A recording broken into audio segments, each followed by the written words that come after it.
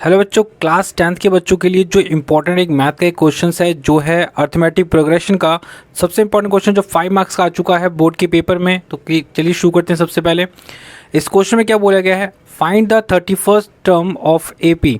हमें 31st term पता करना है एपी का। हमें क्या दे रखा है, 11th टर्म दे रखा है 38 एंड 16 टर्म दे रखा है 73 एंड ऑल्सो में फाइंड क्या करना है, सम पता करना है 10 टर्म्स का एपी में।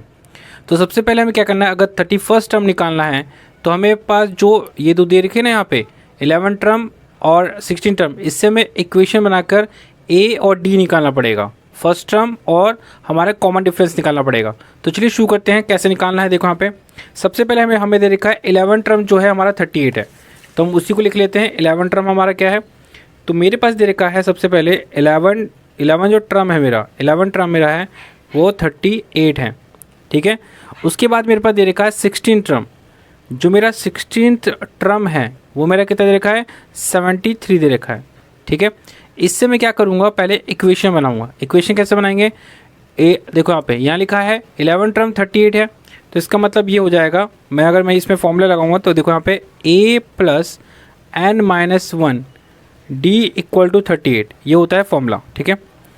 a की जगह तो कुछ आएगा ही नहीं, n की जगह पे आएगा 11 1 और d का d आएगा 38, ठीक है। इसके बाद हम क्या करते हैं, a का a ही आएगा, 11 में से 1 जाएगा 10 बचेगा, 10 को इससे मल्टीप्लाई करूँगा कितना आएगा 10d, ये हो जाएगा 38। ये होगा मेरा फर्स्ट इक्वेशन। इसी प्रकार से आप क्या करोगे, a16 जो दे रखा है ना, इसका भी हम क्या करेंगे इक्वेशन बनाएंगे। तो मैं डायरेक्ट कर सकता हूँ, देखो यहाँ पे a प्लस यहाँ पे 16 है ना, एक कम कर दो तो ये हो जाएगा 15d इक्वल टू में 73, ठीक है। मैंने ये जो दो प्रोसेस है इसको छोड़ दिया। इसके बाद ये हो जाएगा मेरा सेकंड इक्वेशन। मैं क्या लिखूँगा, equation in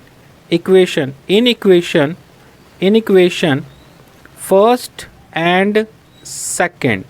first second equation में क्या होगा, पहले मैं सेकंड इक्वेशन लिख लेता हूँ।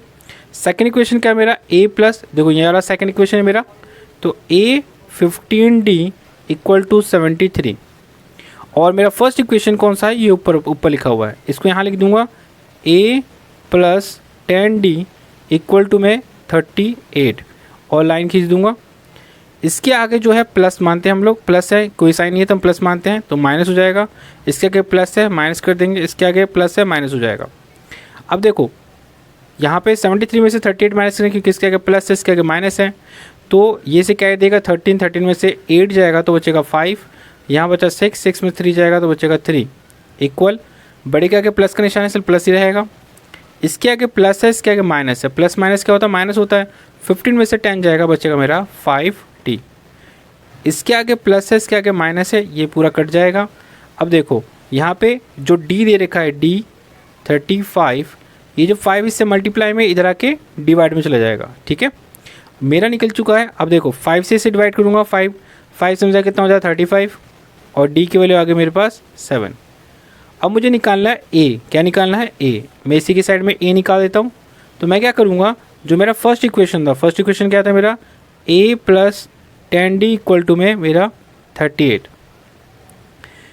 मैं क्या करूँगा a का a रहने दूँगा 38 और ये 10d है ना इसको इक्वल के लेकर आऊँगा माइनस का 10d, फिर मैं 38 लिखूँगा माइनस 10 मल्टीप्लाई d की वैल्यू क्या रख दूँगा, ये जो 7 आया था, ठीक है 7 लिख दूँगा 38 और इसको मल्टीप्लाई करूँगा कितना आएगा 70 में से 38 को माइनस करना है, 10 में से 8 जाएगा 2, 6 में 3 जाएगा 3 और बढ़ेगा का माइनस से माइनस आ जाएगा। a की वैल्यू आ गई मेरे पास -32 और d की वैल्यू आ गई मेरे पास 7। अब मुझे क्या निकालना है, 31st टर्म निकालना था, ठीक है। यहाँ पे तो उसको कैसे निकालूंगा, देखो 31st टर्म कैसे निकालूंगा, मैं यहाँ पे करके दिखा देता हूँ, यहाँ पे ऊपर की तरफ करके दिखा देता हूँ। देखो मुझे निकालना है 31st टर्म, तो यहाँ पे लिखूँगा मैं a 31st, ठीक है, a plus n minus 1 d, ये लिखूँगा मैं यहाँ पे। इसके बाद क्या करूँगा, a की वैल्यू जो मेरी निकली है, a की वैल्यू क्या निकली थी मेरे पास 32, तो a की वैल्यू 32 लिखूँगा माइनस का, n की वैल्यू क्या होती है, जो ये 31 दिख रहा है ना यहाँ पे, ये n की वैल्यू है 31 माइनस 1 और d की वैल्यू मेरे पास क्या निकली थी 7, तो 7 लिख दूँगा यहाँ पे। -32 प्लस में इन दोनों इस 31 में से जाएगा तो बचेगा 30 मल्टीप्लाई 7 -32 फिर मेरे पास आएगा ये वाला प्लस, ये वाला प्लस यहाँ पे आ गया। इसको इससे मल्टीप्लाई करूँगा, कितना आएगा 210, ठीक है। अब 210 में से यानी 210 में से इसको माइनस करेंगे क्योंकि प्लस माइनस माइनस होता है। 10 में से 2 जाएगा 8, 10 में से 3 जाएगा 7, 1, यानी मेरा 31st टर्म जो आएगा वो आएगा मेरा 178। ये हो गया मेरे पास। अब मुझे क्या निकालना है, सम निकालना है। कितने टर्म्स का सम में निकालना है, मुझे निकालना है सम, स्टार्टिंग के 10 टर्म्स का सम निकालना है। तो चलो वो भी निकाल लेते हैं। हमें निकालना है 10 टर्म्स का सम। 10 टर्म का सम निकालने के लिए क्या करेंगे, Sn n/2 2a n-1 d bracket close. तो s मतलब 10 टर्म्स का निकालना, तो 10 लिख दूँगा यहाँ पे n की जगह पे।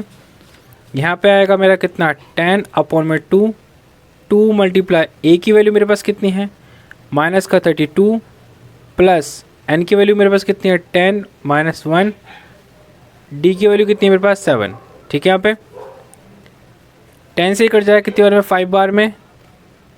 इससे मल्टीप्लाई करूँगा 4 6 माइनस का, और यहाँ पे कितना आ जाएगा 9 × 7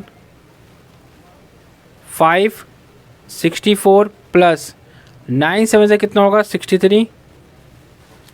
यहाँ पे आ जाएगा मेरा 5 माइनस प्लस क्या होता है, माइनस होता है।